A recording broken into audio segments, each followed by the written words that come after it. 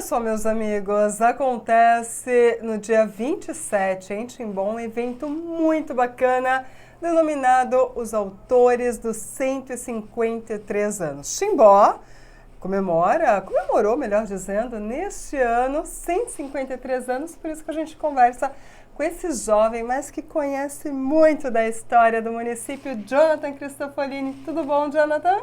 Tudo certo, Lara. Agradeço a oportunidade da gente estar aqui conversando um pouquinho, falar um pouquinho desse evento que a gente está preparando com muito carinho. É uma correria grande, mas uma correria boa que a gente está tendo para fazer um evento que realmente chegue no nosso objetivo, que é levar a história para os nossos alunos. Olha, Timbó viveu um momento em 2019 dos 150 anos, onde a gente teve o lançamento do livro contando a história, que emocionou muito, né? E agora, vocês também têm essa pegada de contar a história. Como é que vai ser esse evento?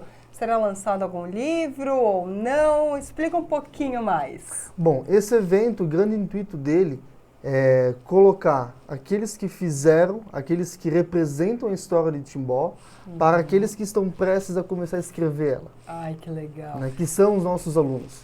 Então, esse evento a gente quer aproximar duas gerações diferentes, de tempos diferentes, mas com o mesmo propósito, que é o amor pela cidade. Então, esse evento acontece agora dia 27, é um evento da Prefeitura Municipal de Timbó, lá no Centro de Convivência do Jardim Botânico, né, que é o Jardim Botânico aqui no nosso município. Nós reunimos 6 escolas, Escola Júlio Scheidemantel, Maurício Germer, Emiro Pelato, Juvenal Cardoso Zanella, Rui Barbosa e também a Escola Cetiza. São turmas de 9º e 3º ano, 9º ano do ensino fundamental, 3º ano do ensino médio, onde aproximadamente teremos entre 300 e 350 alunos participando desse evento. É um evento em que a gente vai colocar esses alunos, eles vão preparar perguntas aos nossos convidados. Né? Nesse ano a gente tem a honra de ter como homenageado e convidado Dr. Hans Lorenz Jr., né? Explica um pouquinho, para quem está nos assistindo, a importância do Dr. Hans Lorenz Jr. Dr. Hans, ele vem de uma família e ele também tem a sua relevância, porque metade da história de Timbó passa por ali, né? A história da família Lorenz, né? Ele é o neto do maior empresário, do maior industrial que Timbó já teve, que foi o Fritz Lorenz. Ele conviveu com o Opa, como diz o outro, né? Ele conviveu com a avó, ele viu a Lorenz como potência. Né? Ele nasceu na época em que a tapioca era uma tapioca. Né? Ele chegou a ver a tafona funcionando ainda, ele até conta isso. E ele vai contar um pouquinho desse momento, porque a família Lorenz vai ter descendência com a família Paul, são os descendentes do Fritz Miller, né? O Dr. Hans, ele é tataraneto do Fritz Miller, do botânico, né? Que ajudou Charles Darwin nas suas pesquisas. E sem contar, claro, essa questão da empresa, né? Da companhia Lorenz, que durante certo período, entre os anos 30 e 40, foi considerado o maior frigorífico da América Latina. Era um conglomerado que nós tínhamos madeireira, nós tínhamos o frigorífico, descascador de arroz, queijaria, hotel, transportadora, terraplanagem, né? Uma das empresas assim que empurrou Timbó para frente. Se hoje Timbó tem um potencial industrial, foi a partir da Lorenz que começou. Isso é fato. E também a parte de ajudar os agricultores. Hoje Timbó tem a EPAGRE, antigamente chamava Caresc. Quem trouxe para Timbó foi a Lorenz. A Lorenz ajudou a trazer para dar incentivos aos agricultores, né?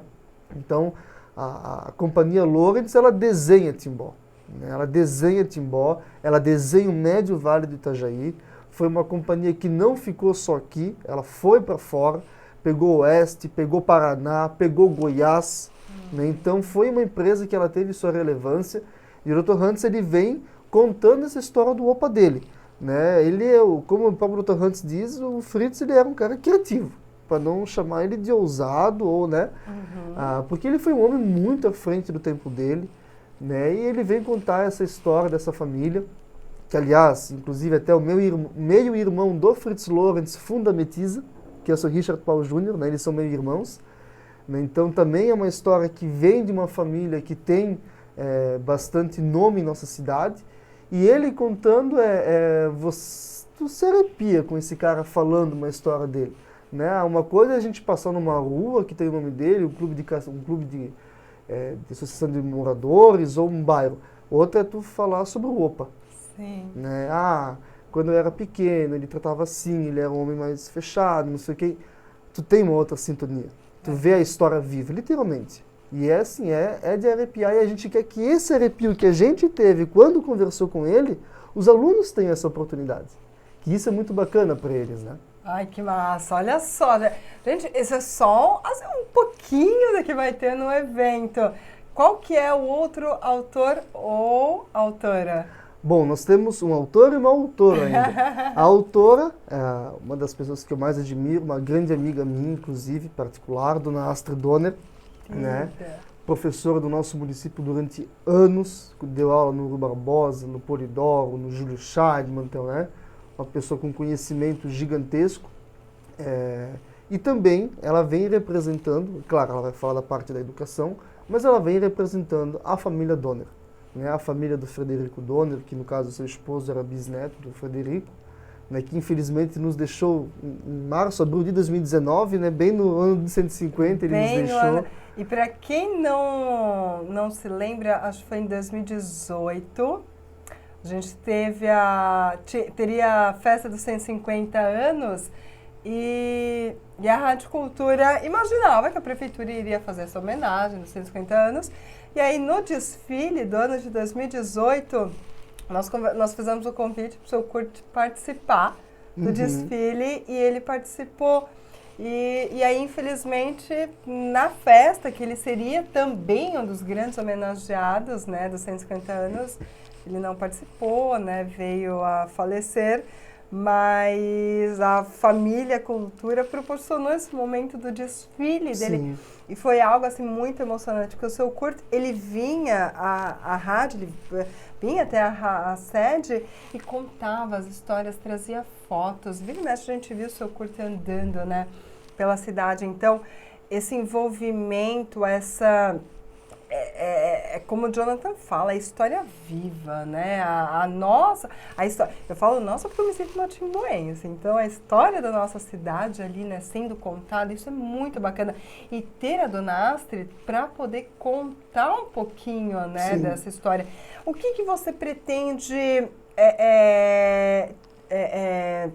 resgatar, extrair da Dona Astrid?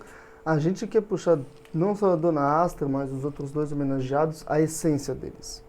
O ponto de vista deles, não como pessoa pública, mas como uma pessoa.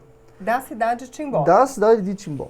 Então, por exemplo, a Dona Astrid, quando ela fala da família Donner, fala do Frederico, a gente sabe a história dele pública. Mas como é que era o Biso? A mesma coisa era o Hans.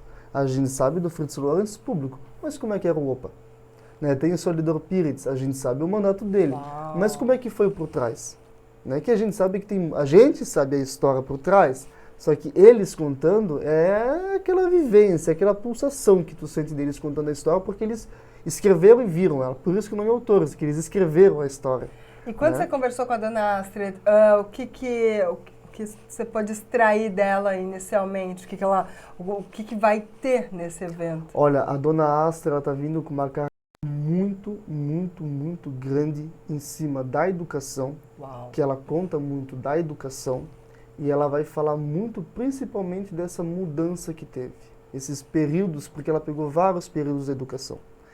E ela vai também poder contar os vários períodos que a história de Timbó foi escrita, porque nos últimos 60 anos, nossa história ela foi reescrita várias vezes. Então tem várias versões. Ela vai te falar a versão reta, a versão que foi, que ponto, né? Não vai ter outro lado da história. Ela vai contar a essência da história, né? Porque a gente tem muitas histórias que se atropelam, muitas contradições. Ela não, ela vai vir e ela vai contar a essência da história, né? Por mais que às vezes a história pareça diferente, mas ela vai contar a essência da história. Então aquela história que às vezes vai estar diferente do livro, provavelmente vai estar, mas a história da família. Então, a família contando a sua própria história. Gente, olha que bacana esse evento. Seu Alidor Pires?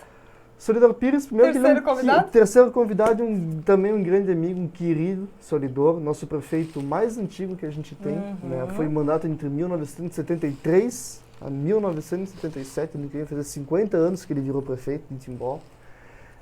No mandato de Solidor a gente teve a compra do Morro Azul, né, que na época era para ser uma antena de TV, tivemos a criação do bairro industrial, criação do plano diretor do município, foi tudo na época do seu Alidoro, né? Então ele vai vir, ele vai contar esse ar mais político e também do desenvolvimento de Timbó, né? Porque ele pegou o pior momento econômico de nossa cidade, né? Os anos 70 ali foi um momento extremamente complicado economicamente, porque nós tivemos uma grande taxa de desemprego, uma grande depressão na cidade, por conta do fechamento da Companhia Lawrence, teve uma série de conjunturas ali que levaram o Timbó a entrar realmente numa espiral descendente, né? Então ele vai contar como ele conseguiu reerguer, né? Então realmente a gente pode dizer que o Sr. Alidoro conseguiu reerguer Timbó em 4 anos. Então ele foi para a lona e se reergueu em 4 anos. A história do prefeito Alidor, ex-prefeito Alidor Pires, ela se encontra com a história também da família Lawrence. Da família Lawrence. Porque o final da Companhia Lawrence ocasiona o início do bairro industrial. Porque nós tínhamos em Timbó, as empresas, elas estavam, porque era até um processo natural, elas estavam dentro dos bairros. Então nós tínhamos, por exemplo, a Metisa, onde que hoje era a Casa do Colono, a Bene, que é ali no cruzamento da Barão do Rio Branco com a Benjamin Constant, perto do Polidoro Santiago, né? A Miller também aqui perto. Então estava se tornando inviável nessas empresas estarem no centro de uma cidade, tanto ruim para elas quanto para quem estava ao redor, porque elas não podiam crescer mais, não tinha mais espaço. E como elas estavam empresas limitadas, elas não tinham mais capacidade de incorporar funcionários. Então, e também como teve o fim da Companhia Lawrence, a gente teve uma grande demandada de funcionários. A gente teve um grande índice de desemprego. Então, naquele momento, o Sr. Alidor, de uma tempestade perfeita, ele fez um projeto perfeito. Por quê? Porque quando ele fez o bairro industrial, ele já fez para abranger tudo isso. Primeiro, aumentar o emprego. Ele deu incentivo às empresas para elas saírem de onde elas estavam, vir para um novo local, crescer e reincorporar aquela mão de obra que a Lawrence tinha deixado. Esse foi o primeiro ponto. Segundo ponto, planejamento urbano, né? Ele tinha essa preocupação de planejar Timbó, deixar Timbó crescer de uma forma certa, né? Tanto é que é por isso que é lá embaixo hoje o bairro industrial, porque não interfere a nossa captação de água, que é aqui em cima do bairro das capitais. A questão do escoamento, ele é perto da BR, né? Não tem esse problema. Na época o bairro Araponguinhas, ali perto, não tinha tantas moradias, então essa questão da poluição também não afetava tanto. Com o passar do tempo, essa questão do filtro acabou equalizando a situação. E era uma área que era um pasto, né? Então a prefeitura ela comprou na época aqueles terrenos e fez uma venda, né? Um valor até certamente simbólico, né? Para as empresas, para elas poderem se reincorporar e elas poderem crescer. E daí, na época, a primeira empresa que foi lá para baixo foi a Metisa, né? Ela levou a 2, que eles chamavam, a 1 era aqui em cima e a 2 foi lá para baixo, né? Certo. E depois eles começaram a ir crescendo, já levando em consideração a expansão de Timbó. Eles já colocaram o bairro industrial no final da cidade, né? Do ponto de vista, ser o início, mas já por essa questão de escoamento, essa questão da poluição. Tem um vazamento de uma empresa, por exemplo, aconteceu, não pega a captação de água, que está acima da barragem da Tapioca, então não tem como a água voltar e subir a barragem, né? Então, desde aquela época, eles já pensaram nisso. Então, o gabarito das ruas maior, foi um local planejado, né? E na época era Distrito Industrial Juscelino Kubitschek. Olha só. O Jonathan, junto com os autores, junto com todos os alunos, eles contam essa mudança do nome, né? Do Distrito Juscelino Kubitschek para Distrito Industrial. É isso mesmo? É isso aí. Jonathan, o evento acontece então quarta-feira, dia 20... Não, quinta-feira, dia 27, que horas? Ele começa às 8h15 da manhã, né? E ele vai até por volta das 10h45. É aberto à comunidade? É aberto à comunidade, a gente faz para os alunos, mas a comunidade sempre é muito bem-vinda, porque é um evento da prefeitura, é um evento público, né? Então, quanto mais pessoas virem prestigiar, a gente sempre fica muito feliz. Gente, que conhecimento desses alunos. Aproximadamente quantos alunos tem uma média? Olha, hoje eu devo estar fechando, né? Hoje, quarta-feira, eu devo estar fechando a quantidade, a gente acredita que vai dar em torno de uns 340. Uau, 340 alunos, gente. Uma aula de conhecimento com essas 3 figuras públicas aqui do município de Timbó, que fazem parte, que fizeram parte da nossa história. Então, É um momento Emocionante. emocionante. Até a gente, semana passada, nós estivemos indo nas escolas, porque, como eu falei assim, se esse evento é para os alunos, a gente tem que dar respeito e prestígio a eles. Então, a gente foi em cada sala de aula, a gente levou um convite para cada aluno em mãos. A gente foi lá e entregou para cada aluno.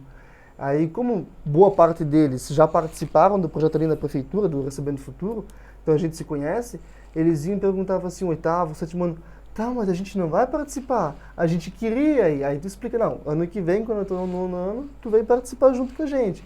Então, o desejo deles está sendo muito bacana. Então, assim, por mais que é uma questão de história, muitas vezes a galera não gosta, mas a gente está vendo essa vontade deles estarem vindo. Até porque é a história do nosso município e a gente depende muito desses adolescentes, dessa geração que está vindo para dar sequência à história do município de Timbó. Jonathan, muito obrigada. Lara, muito obrigado e fica o convite a você a participar do nosso evento. Eu acho que vai ser um momento único que a gente está querendo proporcionar para a nossa comunidade e a quem nos acompanha também. A gente deixa o convite, serão muito bem-vindos. Né, lá em cima no nosso centro de convivência, anexo ao Jardim Botânico, às 8h15 da manhã do dia 27. Obrigada.